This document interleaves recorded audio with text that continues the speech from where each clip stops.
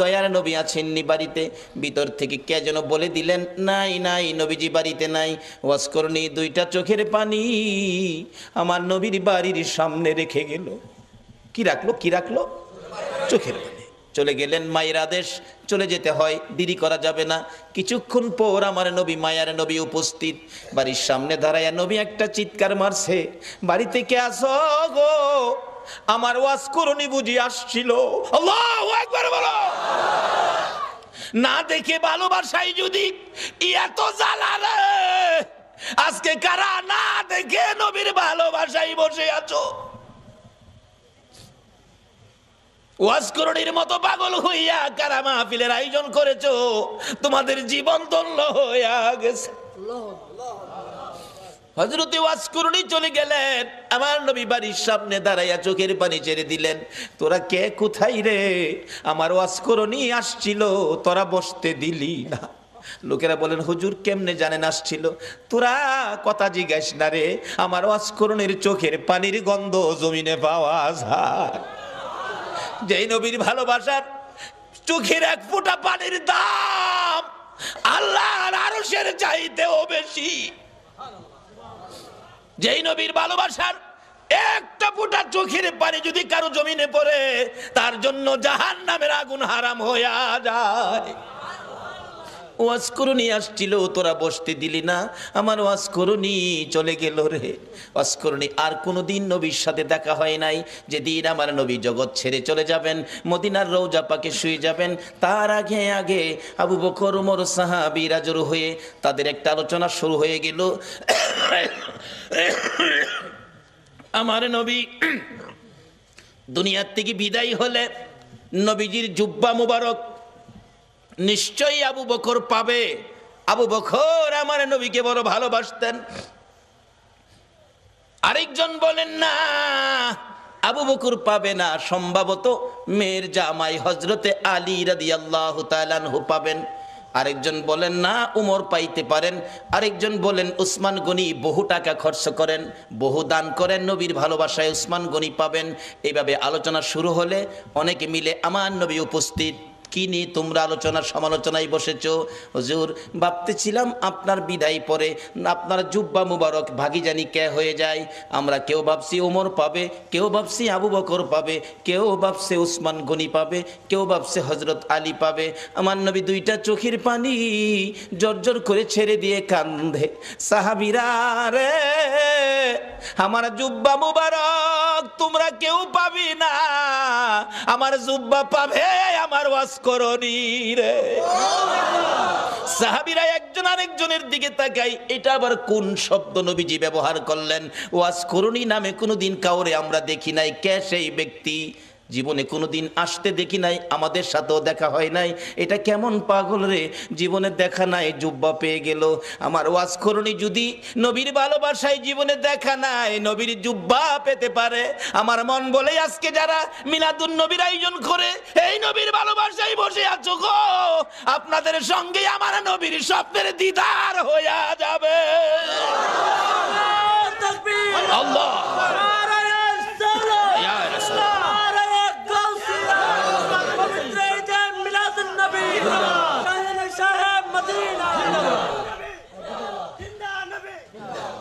বাবারা, ভাইরা, হযরতে ওয়াজ করণীর জন্য আমার নবী জুব্বা বাজেট করেছে না দেখে ভালোবাসায়। আমরাও তো না দেখে ভালোবাসায় বসে আছি। আজকে কি আমাদের নবী আমাদের জন্য একটা বাজেট কি নবী দিতে পারে না? নবী যে বাজেট করতে পারে এই বিশ্বাস কি আপনাদের আছে? এটা কি মানেন? তাহলে আসেন, অনেক সময় আবার অন্যজনে প্রশ্ন করে বসবে এটার প্রমাণ কি নবী যে বাজেট দিতে পারে।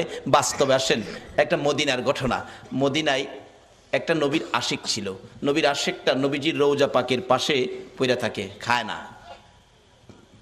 মানুষে কয় তুই খাইতি না, মইরা যাবি তো? কয় খাইতাম না। কেন খাইতি না? যে নবীর বাড়িতে আইছি, নবী যদি খাওয়ায় তাইলে আমি খাবো, না হয় মইরা যাবো, খাইতাম না। রওজার পাশে পইরা রয়েছে। নবীজি স্বপ্ন যুগে একদিন বললেন, এই পাগল, তুই যে পাগলামি করতেছস, আমি খাওয়াইলে খাইবি, এখন কি আমার চুলায় কি রান্না হয়?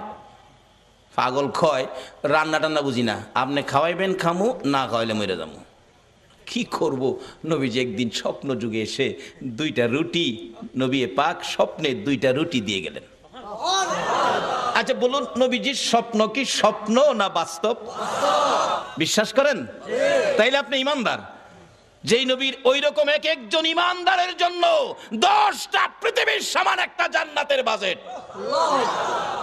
নবীজির স্বপ্ন কি স্বপ্ন না বাস্তব? যদি কেউ নবীজিকে স্বপ্নে দেখেন, কোনো সন্দেহ নাই সরাসরি নবীকে দেখছেন, কারণ নবীর সুরত ইবলিশ ধরার ক্ষমতা নাই। 2টা রুটি নবী দিলেন। অনেক সময় স্বপ্নে আমরাও তো কিছু পাই, কিছু খাই, এরকম হয় না? হয় না? এক বেচারা স্বপ্নে দেখে চিকন চাইলের পোলাও, দেশি চাউল, দেশি মুরগির রান দেওয়ার আগে হাই খাইতাছে, স্বপ্নে খুব খাইতাছে। এবার যে মুরগির রানের তে গুস্ত ছুড়াই তো টান দিছে না, হাত গিয়া বাড়ি অলনি না হ লাগছে। বাড়ি অলনি তো চিল্লানি মারছে, আমারে মাইরা লাইছে রে, মাইরা লাইছে। চিল্লানিতে কিন্তু হ্যার ঘুম ভাঙছে।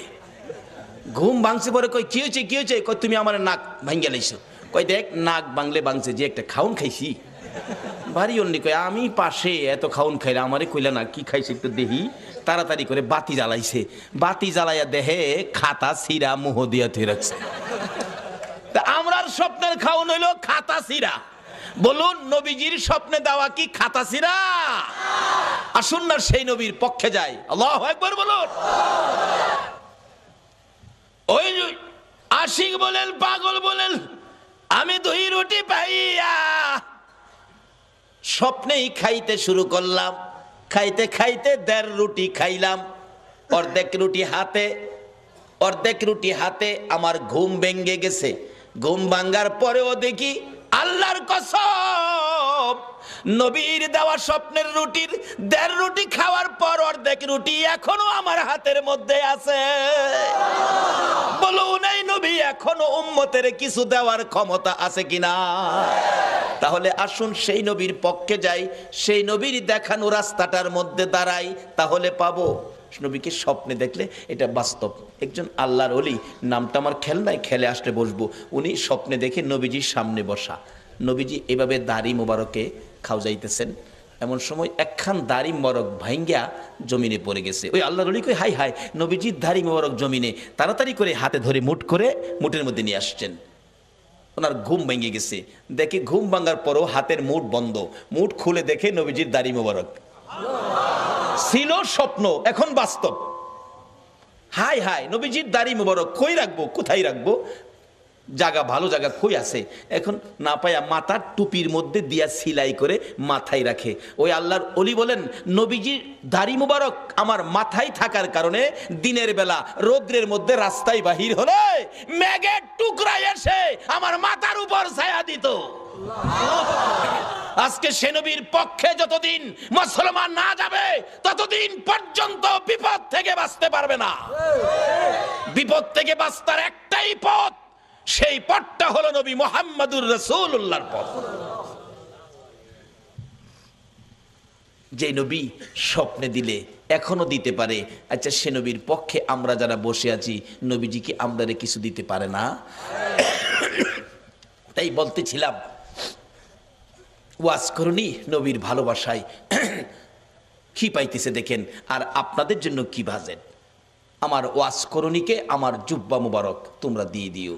আবু বকর উমর প্রশ্ন করে বসলেন, হুজুর ওয়াজ করুনি কে, কোথায় থাকে, পরিচয় কি? আমার নবী চোখের পানি ছেড়ে দিলেন, ও আমার সাহাবীরা শোনো, ওয়াজ করুনি পরিচয় হলো নাম জিগাইলে নাম বলবে না, ঠিকানা জিগাইলে ঠিকানা বলবে না, কিন্তু বুঝবে কেমনে?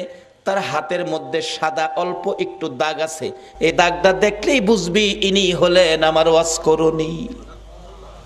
লম্বা ঘটনা। আবু বকর উমর লইয়া, মতান্তরে আবু বকর হযরত আলীকে লইয়া নবীজির জুব্বা মুবারক নিয়ে পাহাড়ে পাহাড়ে ঘুরে ওয়াজ করুনির খবর পাই না। বাবারা ভাইয়েরা, ও বাবারা ভাইয়েরা, আসুন না নবীর আশিক কিভাবে পরিচয় পাওয়া যায়। যাইতে যাইতে কোথাও পাই না, রাখালেরা রে ওয়াজ করনি নামে কোনো পাগল তোমরা দেখছনি। রাখালেরা বলেন আপনার নাম কি? আবু বকর। ও আবু বকর, ওয়াজ করনি চিনি না। ওই সামনের পাহাড়ের উপরে নির্জনে একটা পাগল বসে থাকে, নাম কি আমরা জানি না। দৌড়ে গেলেন, দুইজন প্রশ্ন করেন আপনার নাম কি? আমার নাম জিগেলেন, আমি তো আল্লাহর বান্দা। তাইলে কিছুটা ইঙ্গিত পাওয়া গেছে। আরে আপনার নাম কি? আরে বাবা নামটা কি দরকার, আমি আল্লাহর বান্দা, আমি কি মিথ্যা বলছি? কয় না, নামটা বলেন। আমি আখিরি নবীর উম্মত। এমনি ওমর থাফা দিয়ে ডাইনে হাতে ধরছে। যে ডাইনে হাতে ধরেছে, অস্করণী চোখের পানি ছেড়ে দিয়ে চিৎকার মারছে, ওমর, আবু বকর রে, নিশ্চয়ই তোমরা আমার আখিরি নবীর খবর নিয়ে আইছো। আমার আখিরি নবী ছাড়া আমার এই গোপন খবর কেউ জানে না। আমার নবীর খবর কি? আমার নবী বুঝি দুনিয়ায় নাই রে? ও আবু বকর, ওমর দুইজনে মিলে প্রশ্ন করেন, কিভাবে জানেন আপনি? কত সম্পর্ক ছিল, জীবনে কোনো দিন দেখে নাই। কারা গো? এই নবীর মিলাদুন নবীর আয়োজন করেছো, নবীর ভালোবাসার রশি মদিনার সাথে লাগাইছো, নিশ্চয়ই তোমাদের সাথে একদিন আমার নবীর স্বপ্নের দিদার হয়ে যাবে। আবু বকর ওমর ডাকে, ও ওয়াজ করনি? নাই রে, আমার নবী দুনিয়ায় নাই। এই জুব্বা মুবারক তোমার জন্য বাজেট করেছে। ওয়াজ করনি বলেন, আমার জন্য জুব্বা নিয়ে আসছো, এই জুব্বা আমি কেমনে রাখবো রে? আমার নবী নাই, আমি নবীর উম্মতের জন্য কি করব? আবু বকর ওমর প্রশ্ন করেন, আমরা আপনাকে কোনোদিন দেখি নাই, এত বড় বাজেট, এত বড় সম্পর্ক কিভাবে করলেন? আবু বকর ওমর দুইজনে প্রশ্ন করলে হযরতে ওয়াজ করনি ডাকে, আপনারা কি নবীকে ভালোবাসেন? হ। আপনারা ভালোবাসার কি প্রমাণ আছে আমারে দেখান তো। কথা কয় না, কি প্রমাণ আছে? নবীজির উহুদের জমিনে দুইটা দান মোবারক ভেঙেছে, আপনারা কি জানেন? হ জানি। দেখি আপনারা হা করেন। হা করলে, ও আবু বকর ওমর রে, নবীর দান নাই, তোমাদের মুখে দান দেখা যায় রে। কেমন ভালোবাসো? আমি ওয়াজ করনির মুখের দিকে তাকাইয়া দেখো, আমার মুখে একটা দাঁতও নাই। যেদিন শুনেছি আমার নবীর মুখে দাঁত ভেঙেছে দুইটা, আমি পাহাড়ে বসে পাথর দিয়ে ভাঙলাম দুইটা। উপরের দাঁত ভেঙে ভাবলাম উপরের দাঁত না নিচের দাঁত, নিচের থেকে ভাঙলাম দুইটা। এই দুইটা না হইয়া যদি ডান দিকের হয়, ডান দিক থেকে ভাঙলাম দুইটা। ডান দিকের উপরে না হইয়া যদি বাম দিকের দুইটা হয়, বাম দিকের ভাঙলাম দুইটা। এইভাবে আমি ওয়াজ করনি নবীর ভালোবাসায় ভাঙতে ভাঙতে 32টা দাঁত ভাঙলাম রে। নবীর ভালোবাসায় সবগুলো শেষ করে দিলাম। এবার আবু বকর ওমর বলেন, ও ওয়াজ করনি, বুঝেছি তোমার ভালোবাসায় নবী খুশি হইয়া তোমাকে জুব্বা মুবারক বাজেট দিয়েছে। ওয়াজ করনি জীবনে কোনোদিন আমার নবীর দেখা পায় না। এত দূর থেকে যদি ভালোবাসাই নবী পাকের জুব্বা মুবারক পাইতে পারে, আমরা বাংলার জমিন থেকে সত্যিকার অর্থে নবীর ভালোবাসা দিলে আমরা কি নবীর দিদার পাইতে পারি না? বাবারা, কোন নবী? যেই নবীর কথা মানার জন্য আমার আল্লাহ বলেছে কবর যাওয়ার আগে মুসলমান হও। মুসলমান কিভাবে হবেন, কোন কায়দায় কোন আদর্শে মুসলমান হবেন? আল্লাহ বলেছে তোমরা আমার নবীর কথা মানো। কোন নবী? যেই নবী সকল সৃষ্টির জন্য রহমত। এখন এই নবীর কথা আপনারা মানা দরকার আছে কিনা? তাহলে কবরে গিয়া পাইবেন খাউন, আর যদি না মানেন কবরে গিয়া পাইবেন আগুন। কিভাবে আগুন, কিভাবে খাউন? আসুন আমি অল্প সময়ের মধ্যে এটা শেষ করতেছি, আপনাদের কষ্ট হইতেছে না তো? খাউন আর আগুন। নবীর কথা মানলে খাউন, না মানলে আগুন। মানলে আবু বকর, না মানলে আবু জাহেল। মানলে জান্নাতি, না মানলে দুজুকি। সহজ ওয়াজ। নবীর কথা মানবেন। আল্লাহ বলছে, আল্লাহর কথা রাইখা নবীর কথা মানতে রাজি আছেন? নবীজি একটা চিঠি নবীর পক্ষ থেকে আসছে আমাদের কাছে। নবীর একটা চিঠি আপনাদের সামনে দিলাম। প্রথম চিঠিটা হলো কাফা বিল মাউতি ওয়াইজান। রাসূল বলছে একটা ওয়াজ যথেষ্ট, তুমি তোমার মৃত্যুর কথাটা স্মরণ করো। আচ্ছা, আমরা যে মরতে হবে এই কথাটা কি রাইট? আল্লাহ তো বলছে, নবীও বলতেছে। আচ্ছা, মরার পরে যে কবরে যাবেন, কবরের জন্য কি কোনো রোজগার করছেন? বাড়ি গাড়ি কত কিছু করলেন, এগুলি যে রোজগার করে বাড়ি টাড়ি করলেন, কবরে যে যাবেন কবর রোজগার কি লইছেন? বাবারে যত সয় সম্পদ আছে, ময়রা দেখেন না, ময়রা দেখেন, যত সয় সম্পদ আছে আপনার মৃত্যুর পরে আপনার ছেলে মেয়েরা বাট করে নিয়ে যাবে, আপনারে একটা টাকাও দিবে না। ময়রা দেখেন না, এও তো কথা যে ময়রা আবার সাম কেমনে, এও তো কতই। আসুন তাহলে একটা বাস্তবতায় যাই। এক বেচারা ময়রা দেখছেন, এক বেচারা শুনছে কবর গেলে আজাব হইব। হ্যাঁ কয় একদিন ময়রা দেহি কবর গিয়া, জীবিত বেড়া কবর গেছে, নিজেই কবর কুইরা রাত্রে কবরের উপরে দিয়ে সানি দিয়া ভিতরে বই রইছে, কি আজাব হয় দেখতো। ওয়ারেন্টের আসামি ধরতে পুলিশ যাইতেছিল, দারগা সাপ যাইতেছে, দুই পুলিশ লইয়া এই যে রাস্তার কিনারে ফাও গেছে গা এই হের কবরের ভিতরে গেছে, পরে এমনি আঞ্জাদা ধরছে। পুলিশ ডাকতেছে, স্যার স্যার বিপদ দি, কি হয়েছে, টর্চ লাইট লই আইন। টর্চ দেখে বাঙ্গা কবরও ফাও গেছে, দেখে ভিতরে এক বেড়া বসা, হেরে মাথার চুলো ধরে টেন্ডার শেষ রায় তুলছে। কিরে কি স্যার কবর বলে আজাব হইব, মৌলবীরা কয় এলেগে কবর বসলাম, দেখলাম কি আজাব হয়। কই আজাব নাই তো, খালি পুলিশে ভাড়া মারে।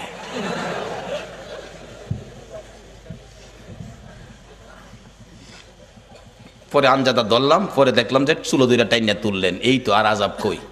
পুলিশ দু তিন বাড়ি ফুটকির মধ্যে দিচ্ছে, ফাতলামি করতে আর জায়গা ফাঁসনা যা বাড়ি। সকালবেলা মানুষ দেখছি মৌলবীরা যে কই কবর আজাব দেখতেছি, ফইলা এক পুলিশে ভাড়া মারে। পরে আরেকটাই চুলো দুইটা টাইনা তুলে, আরেকটাই দুইটা ফুটকিত বাড়ি দেয়, এরপরে যা বাড়ি এহেন হইয়া আছে। আচ্ছা আসলে কি কবর আজাব এটা? এই বেটা মরার আগে মইরা দেখছিন। ও যুবক, কবরের আজাব পাকিস্তানের ঘটনা, 91 সনে মাসিক পত্রিকার খবর। একটা যুবক মৃত্যু হলে পীর দুহা কবরস্থানে তাকে দাফন করার জন্য কবর কুড়ে লাশ নিয়ে গেছে, যা দেখে কবরটা বন্ধ হয়ে গেছে। অর্থাৎ কবরে বুঝাইতেছে তোর মতো পাপীকে আমি রাখবো না। 91 সনের মাসিক পত্রিকার। ইমাম সাহেব ছিলেন আল্লাহর ওলি মানুষ। আল্লাহর ওলি আসনা দেশে, এখন তো ওলিদের মর্যাদা নাই, এখন ওলির দরকার পড়ে না, এখন ওলির কোনো প্রয়োজন পড়ে না, যে যুগ পড়ছে। আবার মাঝে মাঝে দিহি পড়ে, যখন বন্যায় সারা দেশ পানির নিচে নাইগা, তখন দেখছি রেডিও সেন্টারে গান দেয়, ওলি আল্লাহর বাংলাদেশ, কয় না, শহীদ গাজীর বাংলাদেশ, তাদের হস্তে রহম করুন আল্লাহ। এই লজ্জা করে না তাদের হস্তে তাদের দোয়াই যে দাও? বিপদে বললে বুঝি ওলি দরকার পড়ে, এরপরে ওলি লাগে না। মুসলমানদের তিনটা শক্তি, একটা হলো তাওহীদ, আর একটা হলো রিসালাত, আর একটা হলো বেলায়াত। বেলায়েতের শক্তির হাতগুলি কত পাওয়ার, এই হাতগুলি কেন বন্ধ করা হলো? এই জন্যই বাংলার মুসলমান বিপদে পড়ল। তার আগে নবীর চিঠি হাতে নেন, নবীর চিঠি, আর দুনিয়া ও মাজরাতুল আখিরা। বাবারে যুবক, দুনিয়ায় বন্ধুর চিঠি পাইলে 3 বার করে পড়ো বন্ধুর চিঠি, বান্ধবীর চিঠি পাইলে দরজা বন্ধ করে পড়ো ওই নবীর চিঠি পড়ো, যেই নবী 63 বছর জিন্দেগি উম্মতি উম্মতি বলে কানছে, এখনো সোনার মদিনায় শুইয়া শুইয়া আমার নবী 24 ঘন্টা উম্মতি উম্মতি বলে কান্দে। বলুন এই নবীর পক্ষে থাকা আমাদের দরকার আছে কিনা? বাবারা ভাইয়েরা, এই নবীর চিঠির মর্যাদা যদি দিতে পারেন ভাগ্য ভালো হয়ে যাবে। চিঠির মর্যাদা দিয়েছেন উমরের জীবনী খুলুন, হযরত ওমর নবীর চিঠি নয়, নবীর আদুরের নাতি ইমাম হুসাইন রাদিয়াল্লাহু তাআলা আনহুর চিঠির মর্যাদা দিয়ে উমরের জীবন তো ধন্য হয়ে গেল। হুসাইনের চিঠির মর্যাদা দিয়ে যদি উমরের জীবন ধন্য হয়, নবীর চিঠির মর্যাদা দিলে বলুন আমাদের জীবন ধন্য হবে কিনা? ওমর নবীর চিঠি নয়, আদুরের নাতি হুসাইনের চিঠির মর্যাদা কিভাবে দিয়েছেন? হুসাইন, ওমর যখন মদিনার রাষ্ট্রপতি, হুসাইন এবং ওমরের ছেলে আব্দুল্লাহ দুইজন খেলাধুলা করতে যাইয়া এক পর্যায়ে হুসাইন বলে ফেললেন ওমরের ছেলেরে, গোলামের বাচ্চা গোলাম। আব্দুল্লাহ কয়, হুসাইন আমারে গোলামের বাচ্চা গোলাম কইছেন? বুঝছেন আমার বাবা রাষ্ট্রপতি, বাগেরে থাপ্পড় দেয়, চিনেন না আমার বাবারে? বাড়িতে গিয়ে কয় আব্বা উমর কি? হুসাইন আমারে কয়, আমি বলে গোলামের বাচ্চা গোলাম, আপনি বলে বড় গোলাম, আমি বলে বাচ্চা গোলাম। উমর হাসে, কয় আব্বা আপনি হাসেন, বিচারটা করতে হবে। ওমর ডাকে, ও ও আব্দুল্লাহ, যার বিরুদ্ধে বিচার দিয়েছ তার বিচার করার ক্ষমতা আমার নাই। রে আব্দুল্লাহ, যেই নবী সেজদায় গেলে হুসাইন নবীর ঘাড় মুবারকে বসে থাকে, হুসাইন গার মুবারকে বসে থাকলে আমার নবী নামাজের তাসবিহ 5 বার 7 বার 9 বার 11 বার হুসাইন নামে না। নবী চাইলেন নামাইতে, কেন? আল্লাহনি প্রশ্ন করে বসে, বন্ধু গো, নামাজের সেজদায় গিয়ে নাতি কাঁধে লইয়া পড়ে আছো, নাতি পাইয়া কি আমি আল্লাহর কথা ভুলে গেছো? চাইছিলেন গাট থেকে নামাবেন, এমনি সময় আমার আল্লাহ বলেন, জিবরাইল রে, আমার বন্ধুর কানে খবর দে, হুসাইন আমার বন্ধুর ঘাড়ে বসা আছে, আমি আল্লাহর কাছে বড় ভালো লাগে, যতক্ষণ পর্যন্ত হুসাইন ইচ্ছা করে না নামবে রে, ততক্ষণ পর্যন্ত যেন আমার বন্ধু সেজদায় পড়ে থাকে। এই হুসাইনের বিচার করার ক্ষমতা আমি উমরের নাই। না বাবা, বিচার করতে হবে, যাও, জুমার দিন বিচার হবে মসজিদে নববীতে। ওমর রাষ্ট্রপতি মিম্বরে উঠে ঘোষণা দিলেন, হুসাইন আছেন? হ্যাঁ। আমার ছেলেরে গোলামের বাচ্চা গোলাম কইছেন? হ্যাঁ কইছি। তা আমি তো রাষ্ট্রপতি, আমি তো কোনো গোলাম না, আমারও গোলাম কইলেন, ছেলেরে বাচ্চা গোলাম কইলেন, কই গোলামি করলাম? ইমাম হুসাইন আঙ্গুল ইশারা করে বলে, ওমর, আমার সামনে বড় কথা কইেন না, আপনি কি আমার নানার গোলামি করেন নাই?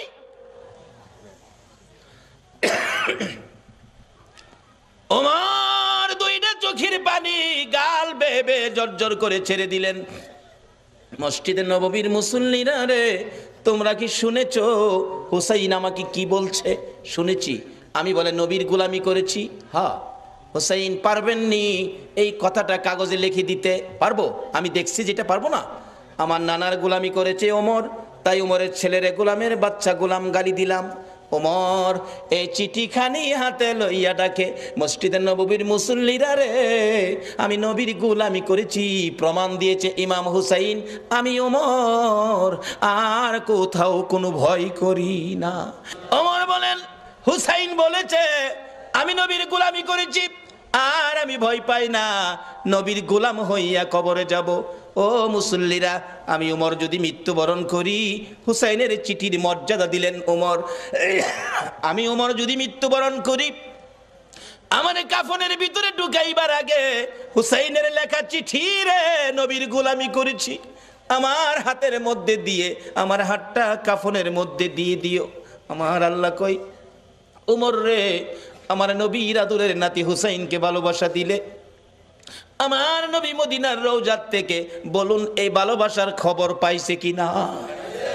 হুসাইনের চিঠির মর্যাদা দিয়ে ওমরের অবস্থা কি?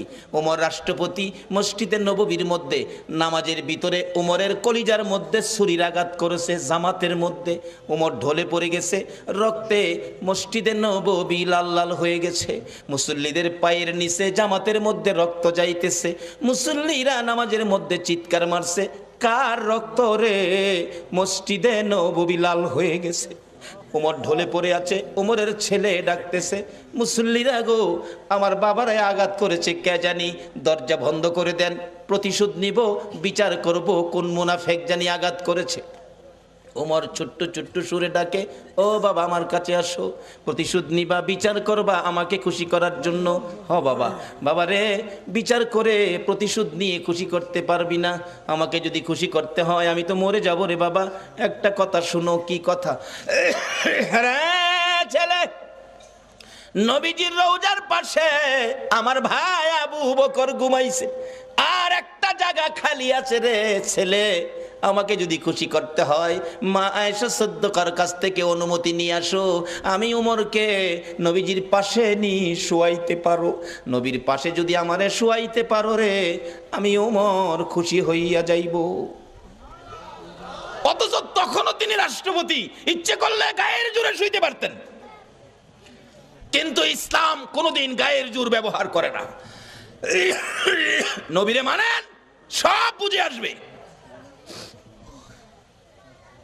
দৌড়ে গেলেন উমরের ছেলে মা আয়েশা সিদ্দিকা, আমার বাবাকে ছুরির আঘাত করেছে, বাবার মৃত্যু হয়ে যাবে, বাবা কাঁদতেছে, নবীজির রোজার পাশে একটু জায়গা এখানে শোয়ার জন্য অনুমতি দেবেন? মা এসে ভাবতেছেন, ইচ্ছে ছিল আমি এখানে শুইব নবীজির পাশে, এক পাশে আমার বাবা আবু বকর, আরেক পাশে আমি শুইব। ওমর অনুমতি চাইলেন, কি বলবো, আচ্ছা আপনি এখন যান, আমি একটু পরামর্শ করি। ওমরের ছেলে চলে গেছে, বাবা অনুমতি হয় নাই, তুমি আবার যাও, আবার যাও।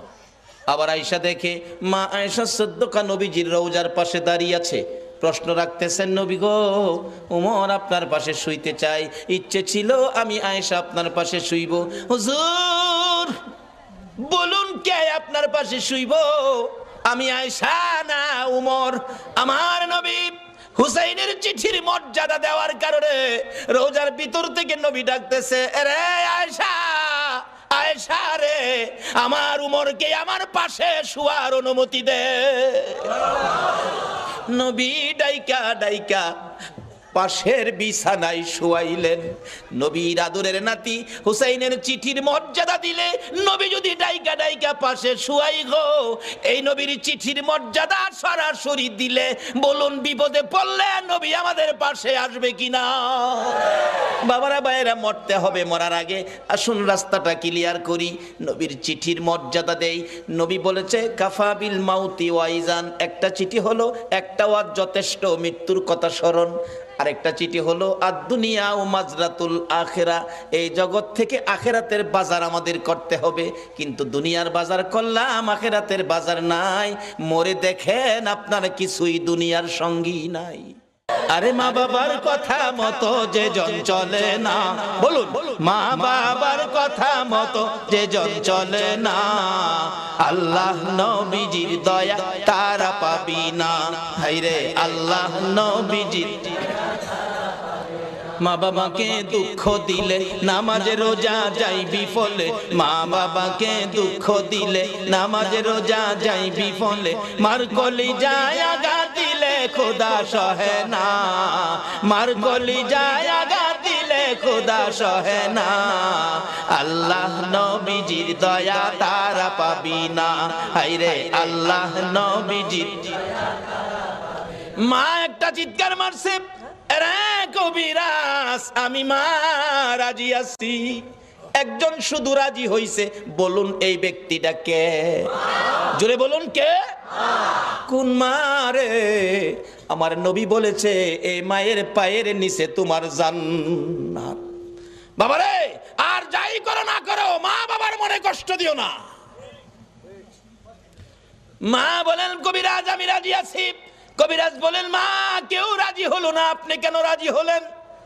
মা দুঃখের কথাগুলো বুঝাইতে চাইতেছে, কবিরাজ রে, এই সন্তান যখন আমি মায়ের পেটে ছিল 10 মাস 10 দিন, কোন রাত সারা রাত আমি ঘুমাইতে পারি নাই, দাঁড়ায়া দাঁড়ায়া কাটাইছি।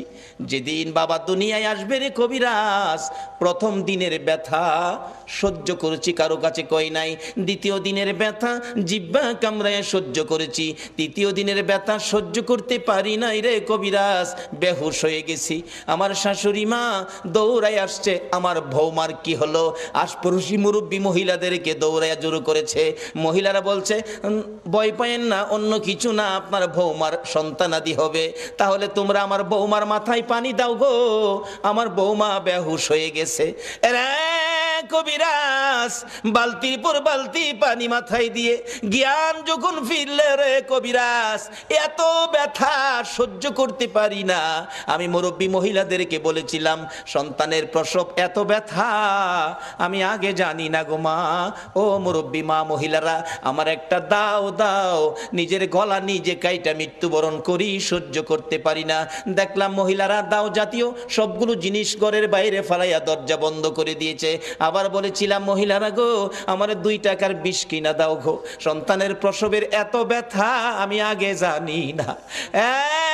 কবিরাজ, মহিলার আমার মাথায় হাত বুলাইয়া বুলাইয়া বলছে, মা পাগলামি করিস না, সন্তানের প্রসব এই ব্যথার কষ্ট আমরাও করেছি, সন্তানের মা হইলে এই কষ্ট করতে হবে রে মা, আল্লাহরে ডাকো, আল্লাহ আল্লাহ করো। এক একটা ডাক মারতাম রে কবিরাজ, ব্যথায় অসহ্য হইয়া আল্লাহ গো কইয়া।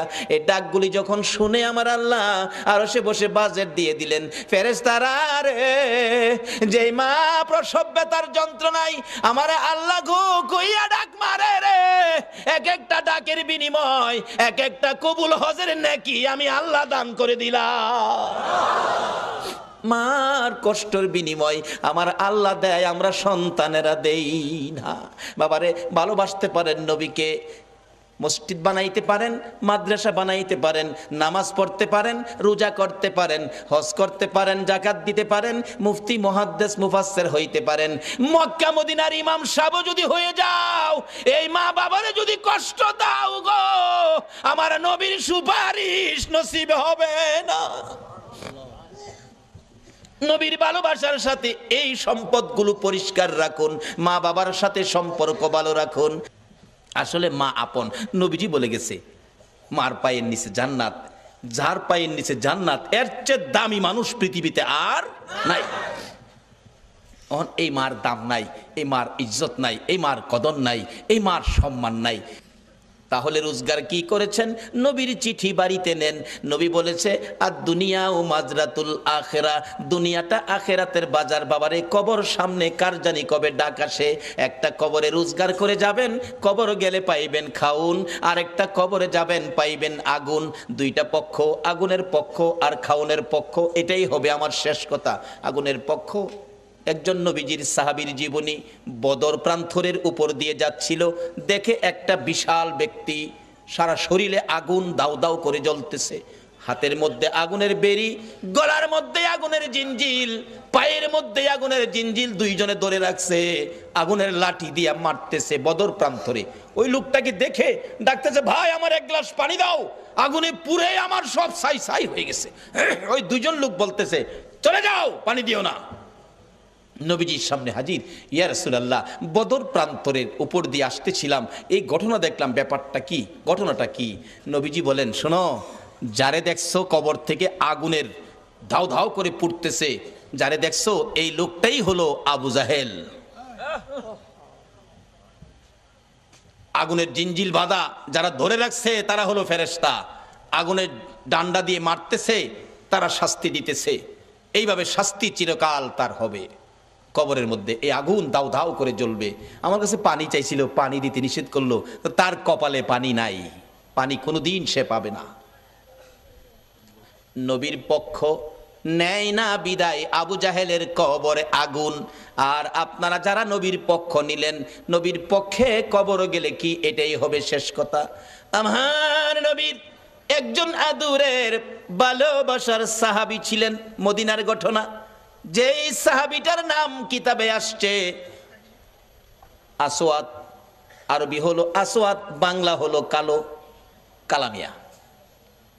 নবীজি একদিন ডাকে, আসওয়াদ বিয়ে করছো? জি না হুজুর। বিয়ে করবি?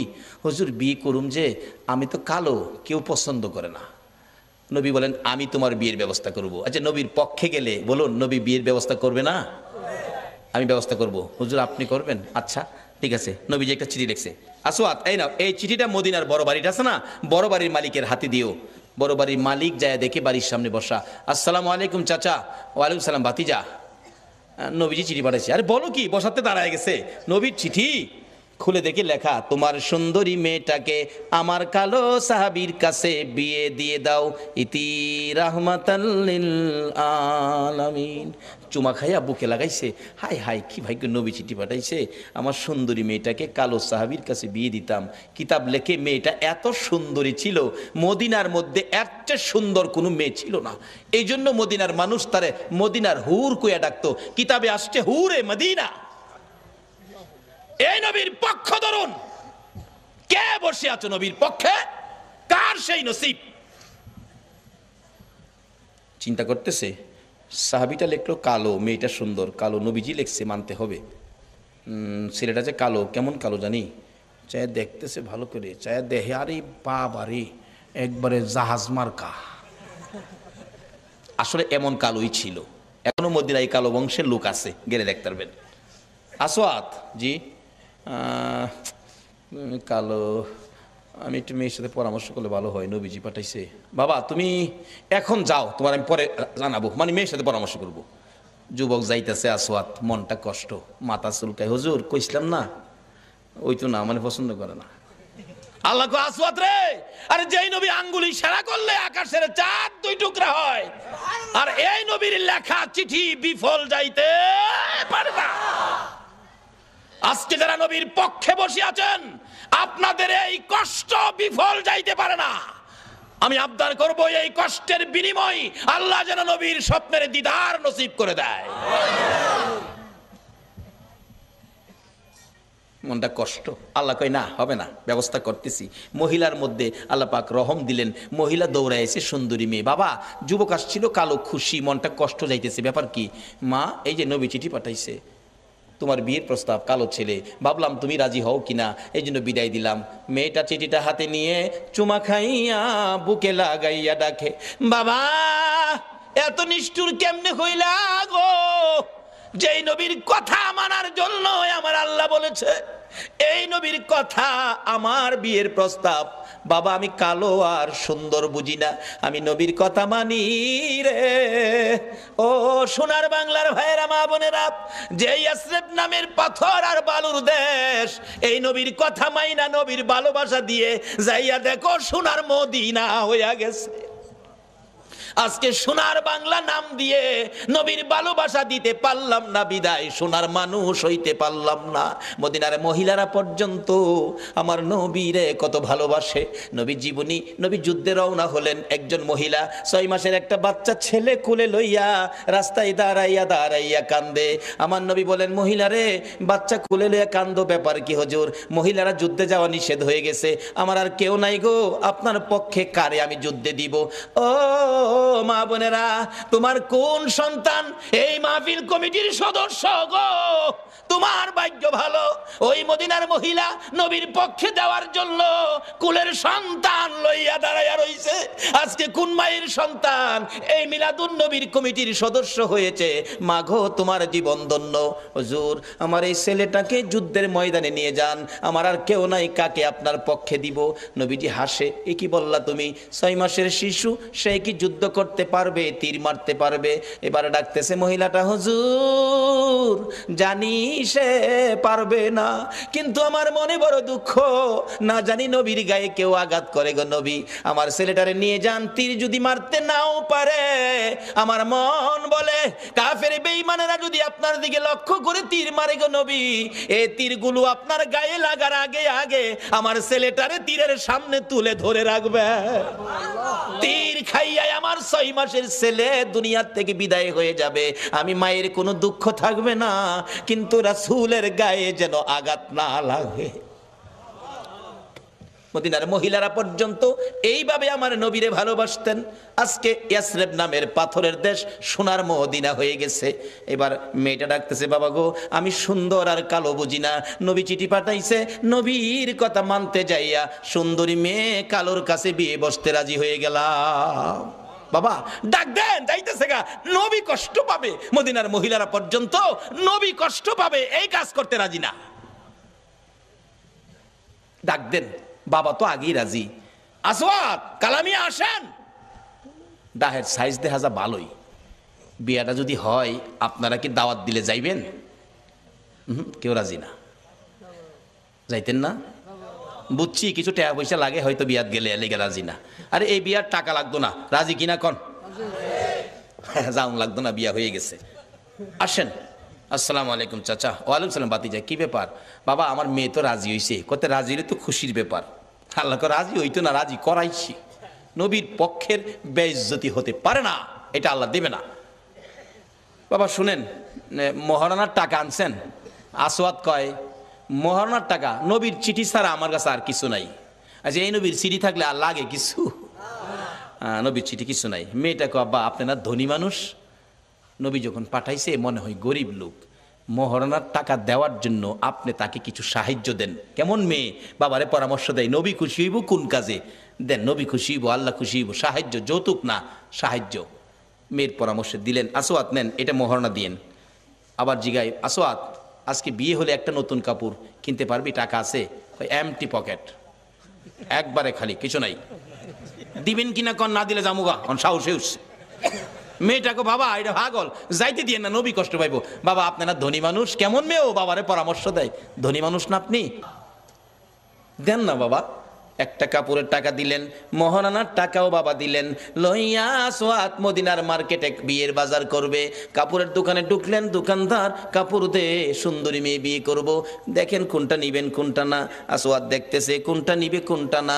এমন সময় শুনে রে রাস্তা দিয়ে কে যেন পাগলের মতো দৌড়ায়, এতিমের মতো কান্দে আর ডাকে, রে মদিনার দোকানদারেরা, ও মদিনার যুবকেরা, ও মদিনার সাহাবীরা, খবর পাইছো নি আল্লাহর বন্ধু যুদ্ধের ময়দানে রওনা হয়ে গেছে। এমনি সময় যুবকেরা দৌড়াইয়া বাড়িতে গিয়ে যুদ্ধের পোশাক পরে তরবারি হাতে মার পায়ে সালাম করতেছে, মা গো বিদায় দাও গো মা।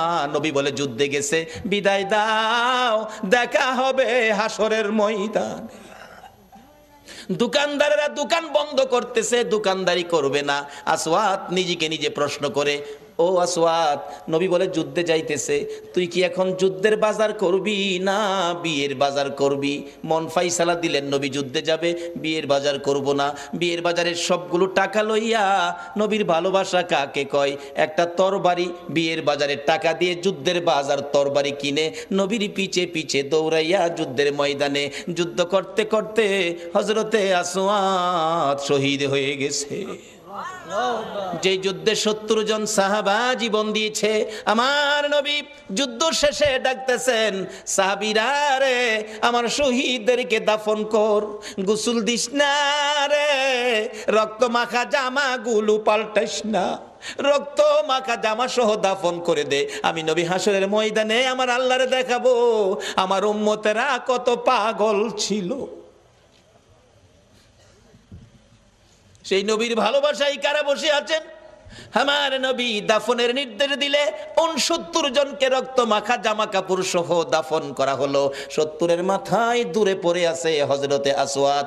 নবী বলেন, সাহাবীরা রে আমার আসওয়াত বিয়ে করতে গিয়েছিল, এই ময়দানে দেখা যায়। একজন বলেন, হুজুর আমি দেখেছি বিয়ের বাজারে টাকা দিয়ে আপনার কথা শুনে যুদ্ধের বাজার করে জীবন দিয়ে ফেলেছে। আমার নবী বলেন, কাছে যাইয়া দেখি নতুন তরবারিটা হাতে চিত হয়ে পড়ে আছে, জিহ্বাটা বাহির হয়ে কপালে লাইগা রইছে, কলিজাটা বাহির হইয়া থরথর করে কাঁপতেছে। আমার নবী ডাকে, আসওয়াত রে মদিনার হুর নিলি না, নবীর ভালোবাসায় জীবন দিলি রে, কলিজা দেখাইয়া বিদায় হইলি, মাবুদ আমার আসওয়াত রে কি দিবা গো আল্লাহ। নবী বলেন, আমি কবরের পাশে দাঁড়িয়ে আছি, আসওয়াতের লাশটা ধরে ধরে নিয়ে আনতেছি কবরে দেওয়ার জন্য। নবীজি কবরের দিকে তাকাইয়া মুস্কি মুস্কি হাসতেছেন। সাহাবীরা বলেন, ইয়া রাসূলুল্লাহ এই কবরের দিকে তাকাইয়া মুস্কি মুস্কি হাসেন কারণ কি? আমার নবী বলেন, সাহাবীরা রে আমি যা দেখি তোমরা তা দেখো না, আমি যা জানি তোমরা তা জানো না। হুজুর কি দেখে হাসলেন আমরা জানতে চাই। আমার নবী ডাকে, সাহাবীরা রে আমার আসওয়াত মদিনার হুর ফালাইয়া আমি নবীর ভালোবাসায় বিয়ের বাজারের টাকা দিয়ে যুদ্ধের বাজার করে জীবন দিয়ে কবরে রওনা হয়েছে। আমি তার কবরের পাশে দাঁড়াইয়া দেখি রে মদিনার হুরের পরিবর্তে রে আসওয়াতের কবরে জান্নাতের হুর পাঠাইয়া দিছে। একটা পক্ষ হলো জান্নাতে খাউন, কবরের মধ্যে জান্নাতের হুর, আর একটা পক্ষ হলো কবর আগুন। যেই পক্ষটা নবীর দুশ্মন এটার কবরে হবে আগুন, আর যেই পক্ষটা নবী ভালোবাসছে নবীর পক্ষে ছিল এই পক্ষটাই হবে জান্নাতের খাউন, আর কবরে হবে জান্নাতের হুর। বাবারা কবরে যখন যাইতেই হবে এই পক্ষটা ধরুন, যেই পক্ষটাই কবরে গেলে, যেই নবীর ভালোবাসায় কবরে গেলে দুনিয়ার হুরের পরিবর্তে জান্নাতের হুর কবর আসে, সেই পক্ষটাই হলো মিলাদুন নবীর পক্ষ, সেই পক্ষটাই হলো ঈদে মিলাদুন নবীর পক্ষ, সেই পক্ষটা হলো এই নবীর ভালোবাসা, এই নবীর কথাগুলো মানা। আল্লাহ আমাদের সকলকে এই নবীকে ভালোবাসা, এই নবীর কথা মানার তৌফিক দান করুক। সকলে বলুন আমিন। আসুন দেখি কার ইমানি শক্তি কত। ওই নবীর উপর দুরূদ সালাম মদিনা পাঠাইতে আপনারা কে কে রাজি? আসুন নবীর উপর দুরূদ সালাম মদিনা পাঠাইয়া নবী সালাম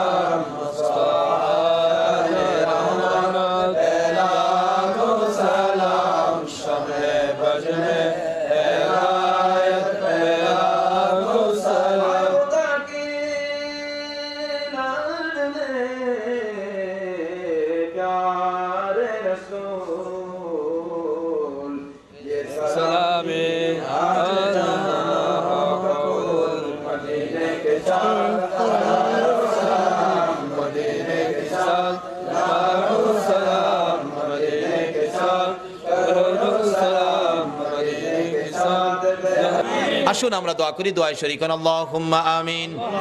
রব্বানা যালাম, যার প্রেমে সব বানাইছো ওই নবীর আশেক পাগল লইয়া বাংলার জমিন থেকে দুরূদ ও সালাম মদিনা পাঠাইছি গো আল্লাহ। আমাদের দুরূদ ও সালাম গুলো পাখির মতো উড়াইয়া উড়াইয়া দয়ার নবী মায়ার নবীর রওজা আতহারে পৌঁছাইয়া দাও। আল্লাহ গো, মিলাদুন নবীর উসিলাই, আজকের মাহফিলের উসিলাই, দুরূদ ও সালামের উসিলাই আমরা যারা হাত বানাইছি আমাদের তামাম জিন্দিগির গুনাহগুলো ক্ষমা করে দাও। মাবুদ, জানি দুনিয়ায় থাকবো না, আমাদের আগে যারা আসছিল সবাই বিদায়ী হয়ে গেছে, কবে জানি আমরা বিদায়ী হয়ে যাই। জানি পৃথিবীতে থাকবো না, তারপরেও শয়তানের দোকাই পড়ে দুনিয়ার মায়ায় পড়ে যত গুনাহ করেছি সবগুলো গুনাহ এই মাহফিলের উসিলায় মাফ করে দাও। আল্লাহ গো, মাফ যদি না করো, কবে জানি মৌতের চিঠি দিয়ে আজরাইল পাঠাইয়া দাও। কবে জানি কার বিছানা খালি হইয়া যায়।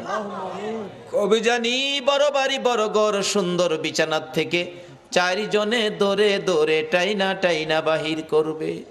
উঠানের কিনারে পর্দা টানাইয়া উত্তর দিকে মাথা দিয়ে শোয়াইয়া নাকে কানে তুলা লাগাইয়া রে বড়ি পাতার গরম পানির জীবনের শেষ গোসল করাবে। আদুরের সন্তানেরা বারিন্দায় দাঁড়ায়া দাঁড়ায়া ডাকবে, বাবা গো পর্দার ভিতরে কিসের গোসল করো গো বাবা। মা টাইনা টাইনা সন্তানের বুকে জড়াবে, আয় এতিম, এতিম রে আয় আমার বুকে আয়, তোর বাবা যেই গোসল করে রে আজ থেকে তোমরা এতিম হইয়া গেছো। মউত কত এতিম দেখি রাস্তায় রাস্তায় দাঁড়ায়া কান্দে। একটা এতিম ছেলে ঈদের দিন পুরান জামা কাপড় লাগাইয়া কান্দে। জিজ্ঞেস করি, বাবা কেন কান্দো? হুজুর সবাই নতুন জামা পরলো, আমার নতুন জামা নাই। কেন নতুন জামা নাই? বাবাকে বলো নতুন জামা দিবে। ছেলেটা কান্দে, হুজুর আমার বাবা নাই, আমি এতিম গো এতিম, একটা জামা কিনার মতোই আমার কেউ নাই গো।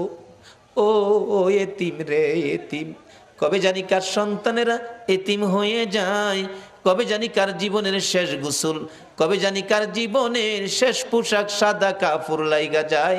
ওই দিন আসার আগে এ মাহফিলের উসিলায় আমাদের সবাইকে তুমি মাফ করে দাও।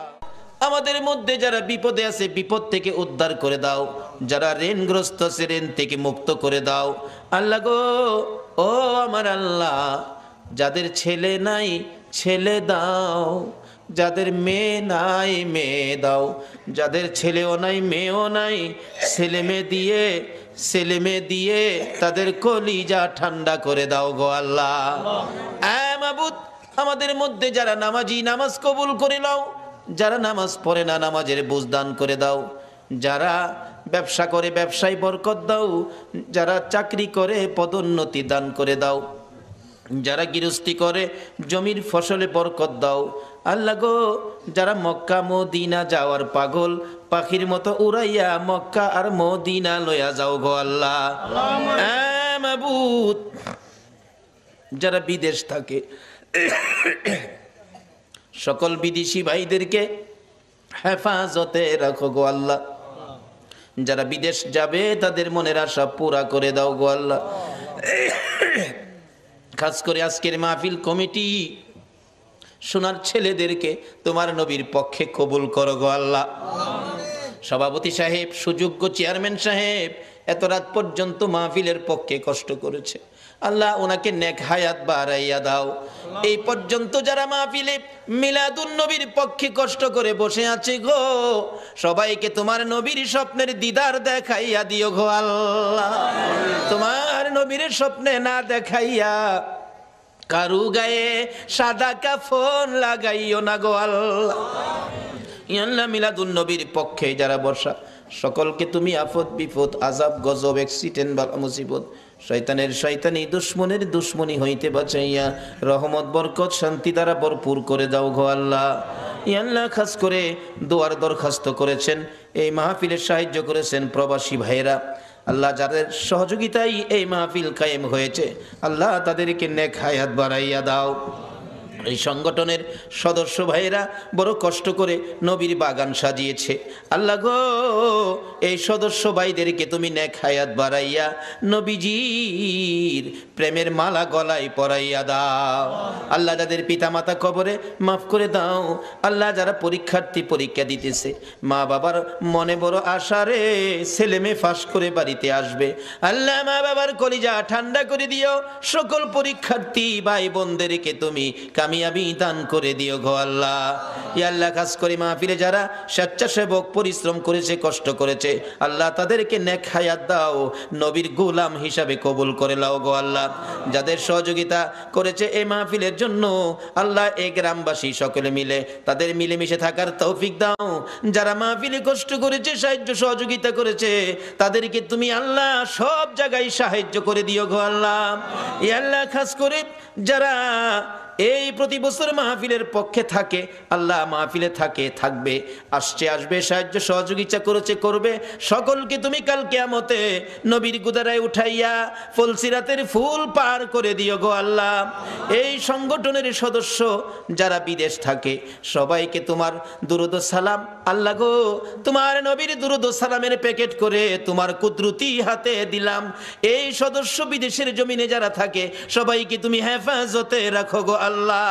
সকলকে তুমি রুজি রোজগারে বরকত লাগাইয়া বেশি বেশি করে নেক হায়াত বাড়াইয়া দাও আল্লাহ। যারা নবীর মিলাদের পক্ষে আসে না, আল্লাহ সবাইকে বুঝ দিয়ে নবীর মিলাদের পক্ষে কবুল করে নাও আল্লাহ। মসজিদ কমিটির সদস্যদেরকে নেক হায়াত বাড়িয়ে দাও, তোমার ঘরের খেদমত বেশি বেশি করার তৌফিক দান করে দাও আল্লাহ। যাদের ছেলে নাই ছেলে দাও, যাদের মেয়ে নাই মেয়ে দাও, যাদের ছেলেও নাই মেয়েও নাই, ছেলে মেয়ে দিয়ে কলিজা ঠান্ডা করে দাও আল্লাহ। যাদের অনেক উপযুক্ত ছেলে রুজি রোজগারের ব্যবস্থা নাই, আল্লাহ এই যুবকদেরকে রুজি রোজগারের ব্যবস্থা করে দাও। অনেক উপযুক্ত মেয়ে বিয়ে শাদী হয় না, আল্লাহ তুমি তাদের বিয়ে শাদীর ব্যবস্থা করে দাও আল্লাহ। এই এলাকায় রহমত বরকত দিয়ে ভরপুর করে দাও আল্লাহ। আমাদের সকলকে আসমানি জমিনি বালা মুসিবত হইতে বাঁচাইয়া রহমতের প্যাকেটের মধ্যে কবুল করে নাও আল্লাহ। এই মাহফিল তোমার কুদরতি হাতে দিয়ে গেলাম, কিয়ামত পর্যন্ত এই মাহফিল তুমি কায়েম রাখো। এই মাহফিলের পক্ষে যারা আসছে, আসবে, সাহায্য সহযোগিতা করেছে, করবে, সকলকে কাল কিয়ামতে নবীর গুদারায় উঠাইয়া ফুল সিরাতের ফুল পার করে দিও আল্লাহ। মা বোনেরাও কষ্ট করেছে, রাবিয়া বস্তির মতো বানিয়ে দাও, কাল কিয়ামতে খাতুনে জান্নাত ফাতেমাতুজ জাহরার সাথে হাসর নসিব করে দিও আল্লাহ। মাহফিল শেষে যারা যেখানে যাবে সহি সালামতে পৌঁছাইয়া দিও।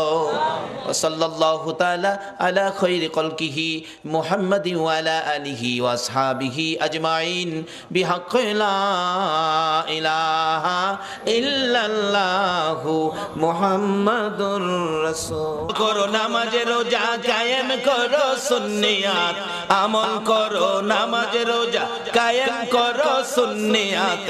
জিন্দাবাদ জিন্দাবাদ জিন্দাবাদ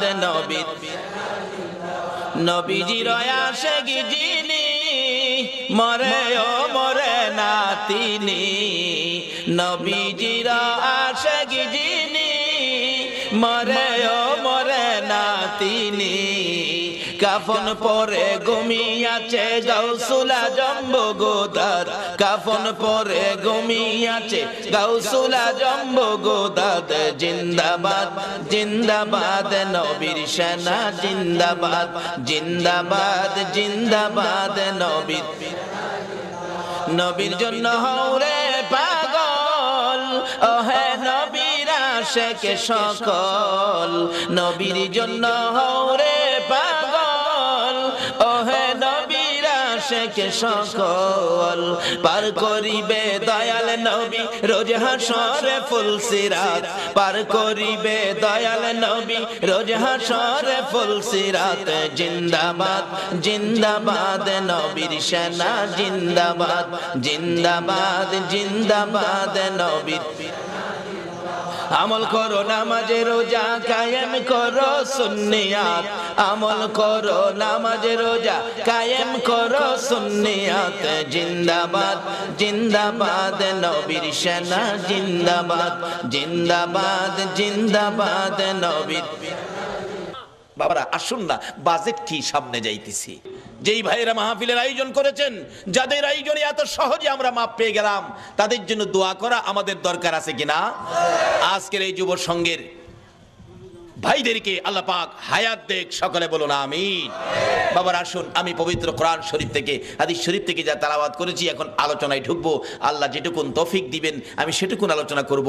আসুন আলোচনায় যাই, তার আগে একটু মহব্বতে দুরূদ শরীফ পড়ুন, আলোচনায় ঢুকে যাব। আল্লাহুম্মা সাল্লি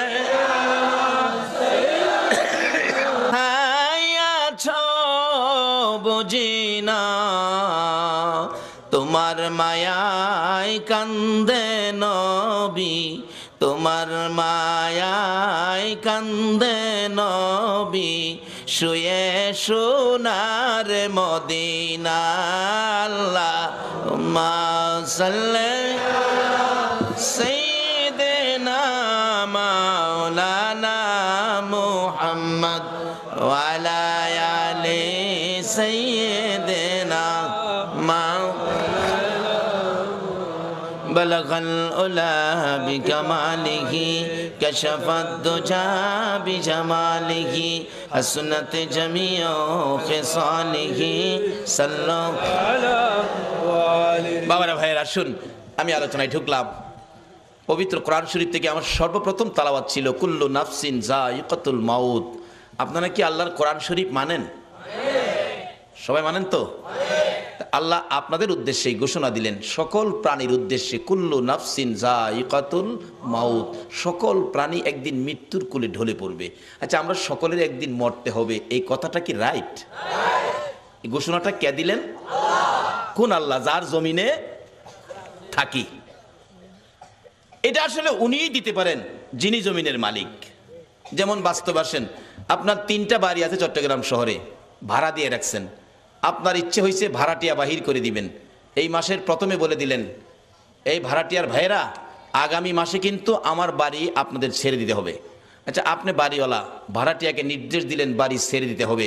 এই ভাড়াটিয়া কি আগামী মাসের পর আর থাকতে পারবে? আপনি বাড়ির মালিক, আপনি নির্দেশ দিয়েছেন 1 মাসের সময় দিলাম, আপনার 1 মাসের মধ্যে জায়গা জমিন দেখে, অন্য বাসা দেখে আগামী মাসে আমার বাসা ছেড়ে দিবেন। একটা সাধারণ মালিক যদি নির্দেশ দেয় বাড়ি বাসা ছেড়ে দিতে হয়, যিনি সমস্ত পৃথিবীর মালিক, সে আল্লাহ আমাদের উদ্দেশ্যে ঘোষণা দিয়েছেন, ওয়ারেন্ট পাঠিয়েছেন, তোমরা আমার জমিন ছেড়ে দিতে হবে। ঘোষণাটা কি? কুল্লু নাফসিন যায়িকাতুল মাউত। এই ঘোষণাই আগে যারা আসছিল তারা চলে গেছে, আমরা যারা আছি আমরাও যাইতে হবে। যাইতে যে হবে, আমি আপনাদের কাছে একটা প্রশ্ন রাখি, আপনারা মৃত্যু হয়ে গেলে কোন দেশে যাবেন?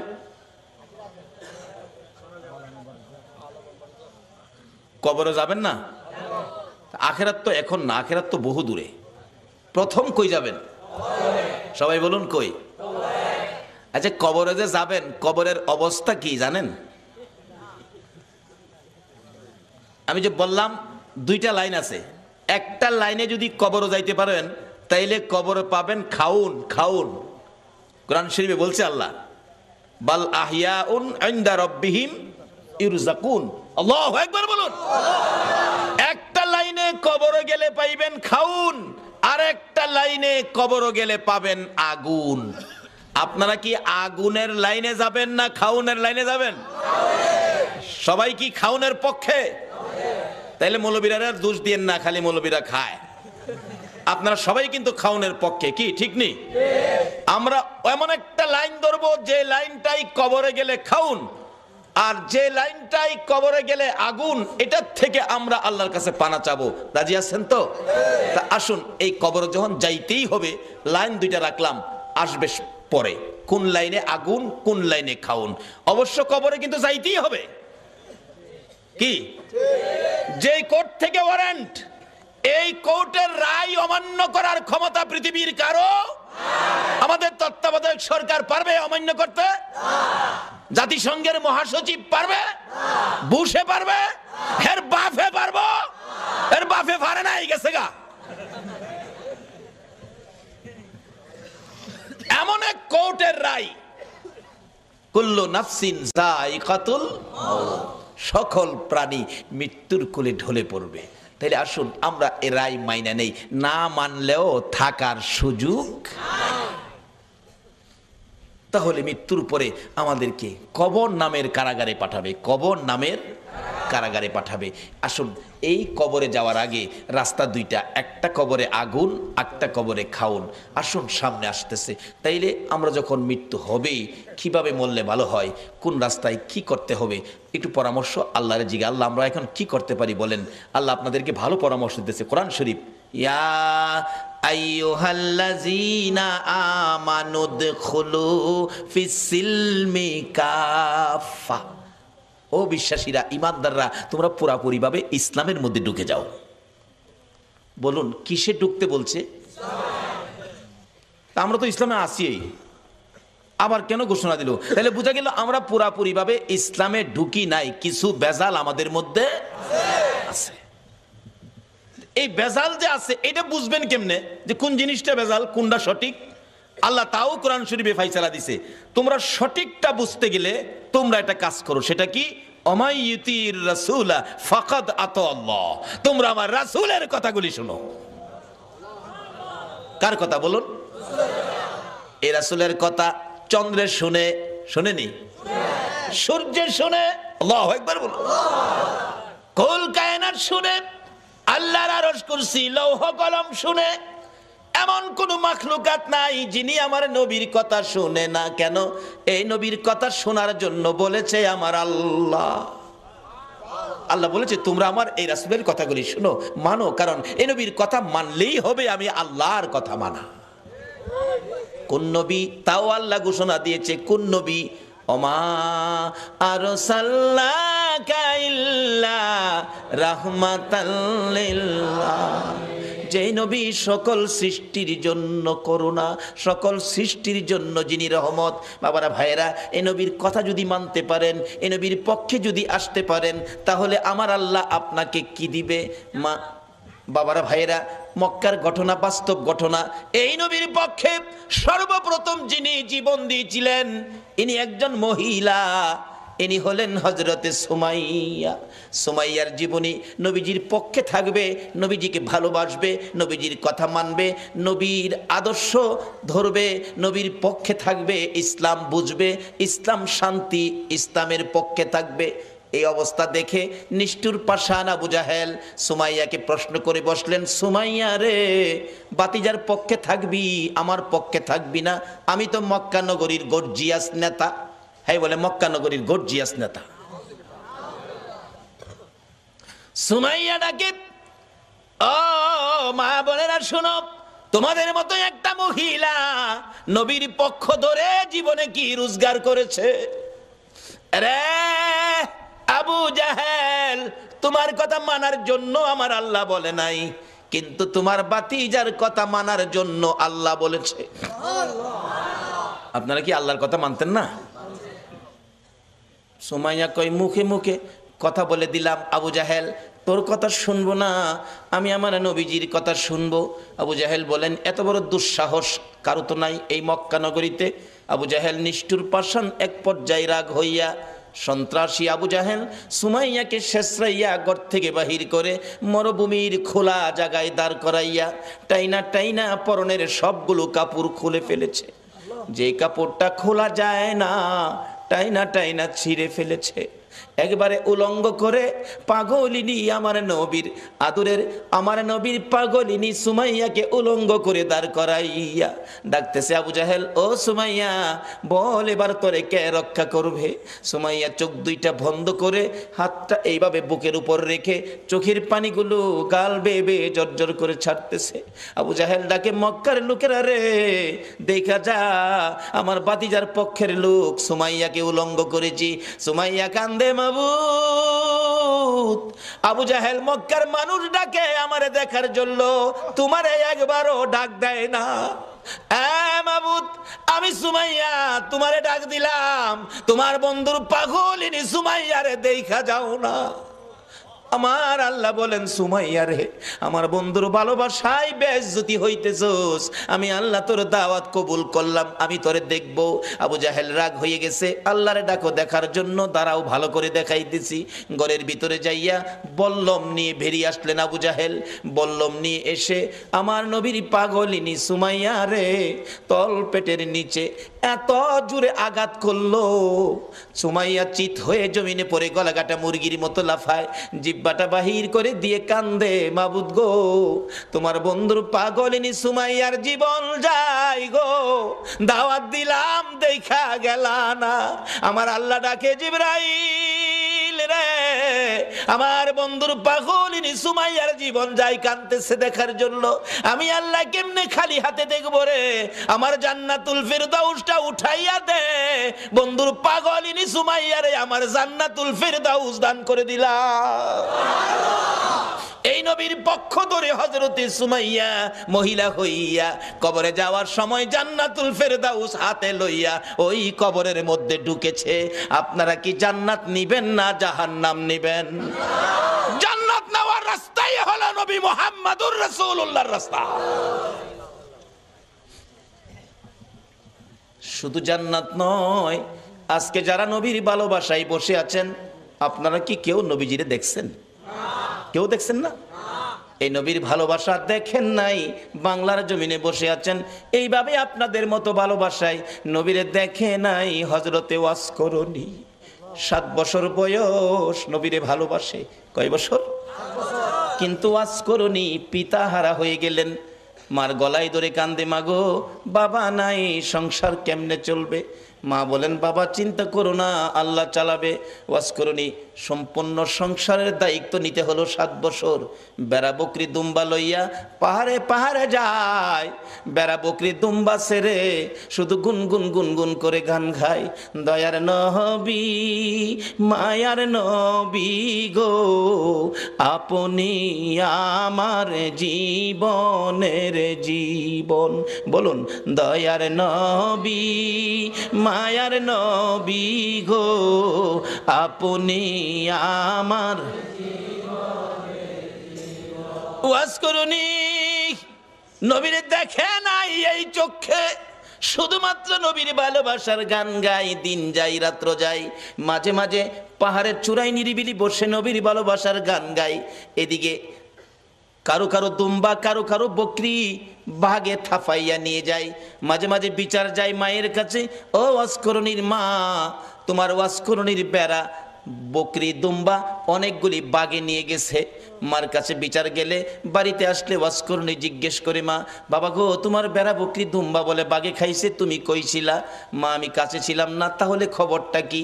ওয়াসকরণীটা ডাকে, মা গো আমি দেখেছি বাঘ আসছে গো মা, কিন্তু বাঘ আসে ঠিকই, আমার বকরির পাশে বাঘ নাকটা লাগাইয়া গো, নাক আমার বকরির গায়ে লাগাইয়া হাত লাগাই না। রে নবীর আশিকেরা গো, যেই নবীর আশিকে ওয়াসকরণী, তার বেড়া বকরি দুম্বা জংলার বাগে খায় না, নাক লাগাইয়া হাত লাগাই না। মা আমি দেখেছি ভাগ এসে আমার বকরি ছেড়ে দিয়ে অন্যের বকরি ধরে নিয়ে যায়। এ হলো নবীর ভালোবাসার পুরস্কার। মাগো কোনোদিন ভয় পাইও না, ওয়াসকরণীর বকরি জংলার বাগে খাবে না। ওয়াসকরণীর মধ্যে আছে নবীর ভালোবাসা, যেই নবীর সৃষ্টি না হইলে বাঘের সৃষ্টি হতো না। ওয়াসকরণী একদিন মাকে বললেন, মা আমাকে একটু অনুমতি দিবেন, আমি নবীর সাথে দেখা করে আসি। যাও বাবা, দেরি করো না, তাড়াতাড়ি আইসো। নবীজি বাড়ির সামনে চোখের পানি ছেড়ে ছেড়ে ডাকেন, আমার নবী আছেননি বাড়িতে?